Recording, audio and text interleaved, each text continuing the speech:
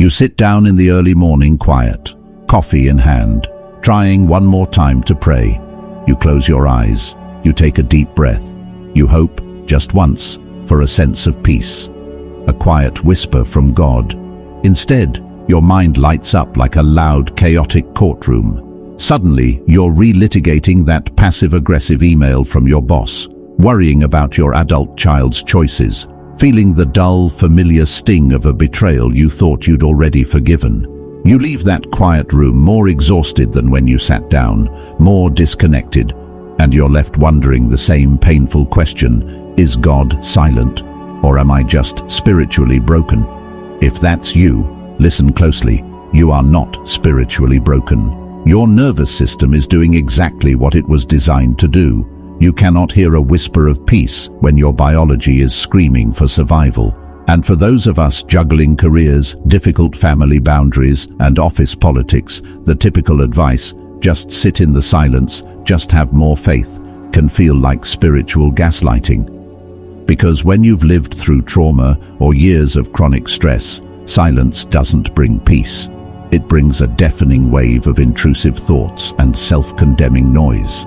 So today, we're merging centuries of deep contemplative theology with the modern science of your nervous system. 7 practical, actionable ways to clear the internal static, regulate your body, and finally, clearly recognize the true voice of the divine. Number 1. You must reset the somatic gateway.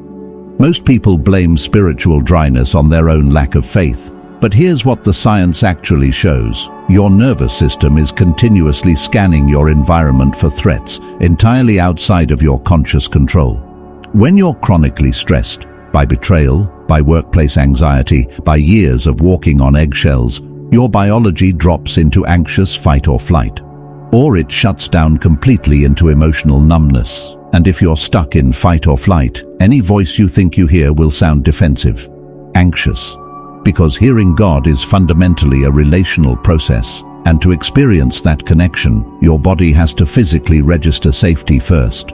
So before you even attempt to pray, apply what's called a vagal brake to calm your system. Try the physiological sigh. 2 quick inhales through your nose, followed by 1 long, slow exhale through your mouth. This mechanically slows your heart rate in real time. Try vocal resonance, a gentle hum, a low rhythmic tone. Physical vibration stimulates autonomic calming. Or simply orient yourself. Look slowly around the room. Name 3 blue objects you see. It's a small movement, but it sends a direct signal to your brainstem. You are no longer in danger. Number 2. Unmask the inner bully. When a thought enters your consciousness, how do you actually know if it's your own ego, a deceptive influence, or the voice of God? Here's the tell. God's voice carries a very specific timbre. It is a spirit of exalted peacefulness, of confidence, of sweet reasonableness and goodwill. God is not a bully. His voice carries an unforced, quiet authority, one that does not argue, does not scream, and never runs over your free will. The deceptive voice, by contrast, is marked by forceful urgency and panic. It rushes you, it floods you with anxiety, shame, obsessive worry, demanding immediate compliance. And it almost always speaks in the first person, whispering things like "I'm a failure" or "I'm unworthy," trying to trick you into believing the thought is your own. God does not speak the language of panic. So if the voice in your head is frantic, urgent, or shaming, you have full permission to turn the volume down. Number 3. Resign the vending machine expectation. So many mature believers, and I mean this with love because I've done it too, treat divine guidance like a transaction. We flip randomly to a Bible verse hoping to land on a magic sign. We demand our circumstances line up into some perfect formula that makes the decision for us. But that transactional mindset actually blocks true spiritual communication. God does not want a robot wired to his instrument panel. Think about it this way. A parent who dictates a child's every single step stunts that child's growth. God's goal was never to micromanage your calendar. It is to build a real, conversational, relational friendship with you. So if you ask God a question and you're met with silence, that is not abandonment. More often, it's God saying, I trust you. Bring your intellect, make the choice, take the initiative. I will be with you in your choice. Number 4, practice spontaneous raw candor. Why do we speak to the creator of the universe in this polite, highly edited, formal voice, one we would never use with an actual friend? There's a powerful contemplative practice here, secluded, spontaneous, spoken prayer. You speak to God out loud, in your own everyday language. You pour out your heart with absolute unmasked candor. Speak your anger, your disappointment, your petty grievances and your grief, exactly as you'd speak to a close friend. Because when you speak your raw, unedited truth, you stop performing. And that raw honesty is what actually chips away at the heart of stone, clearing the path to receive real, intuitive, divine direction. God can handle your anger over the betrayal, the family drama, the office politics. You do not need a holy mask to be heard. Number 5, meditate to rewire your brain. If you carry trauma, traditional silent meditation can feel like sitting inside a white noise machine. But here's what neuroimaging studies actually show. Consistent contemplative prayer increases activation in your brain's prefrontal cortex, strengthening your emotional control while quieting the region associated with painful rumination. That neural shift is what allows trauma survivors to finally emotionally detach from past wounds, to realize those memories do not define their present identity. To build this kind of neural flexibility, practice centering prayer.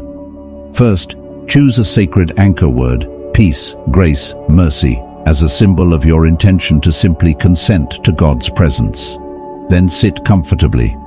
Close your eyes. When intrusive thoughts or memories of betrayal arise, and they will, do not fight them. Treat them as parts of yourself, gently asking to be handed over.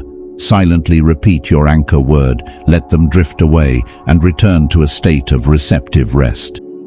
Number 6. Savor consolations to survive the dry seasons. One of the most dangerous traps for mature seekers is spiritual desolation. Those dry seasons when God feels entirely absent and you feel completely on your own. Here is the single most critical rule of spiritual discernment. In a state of desolation, never change a decision or a boundary that you made while in a state of consolation and clarity. During desolation, it's the deceptive spirit whispering the doubts, telling you to give up, telling you to abandon the healthy boundary you fought so hard to set. But desolation is not a punishment. It is a normal season, one where your virtues are simply being stretched. So to survive these dry stretches, keep a grace journal during your seasons of clarity. Write down the distinct moments of warmth, the answered prayers. Then, when the darkness hits, don't struggle to squeeze out some new revelation. Open that journal instead. Actively savor those past warm memories, and let what you already know is true guide your next step. Number 7. Consign the outcome and step into initiative. The final path, and perhaps the most liberating one, is understanding this. Divine guidance was never meant to be a magical crystal ball. It is a partnership of trust. Sincerity means fully suspending your own ego, consigning the matter entirely to God's wisdom, and then taking active, practical steps forward. You don't sit around waiting for a magical dream. You use your reason. You seek wise counsel. You step out and take initiative. You discern God's guidance through two practical, unfolding realities. The first is the heart's compass, that intuitive post-prayer feeling of inner peace and expansion, or on the other hand, a persistent, nagging feeling of distress. The second is the flow of providence, the ease or the obstacle that shows up in the events that follow. If doors swing open naturally, you proceed.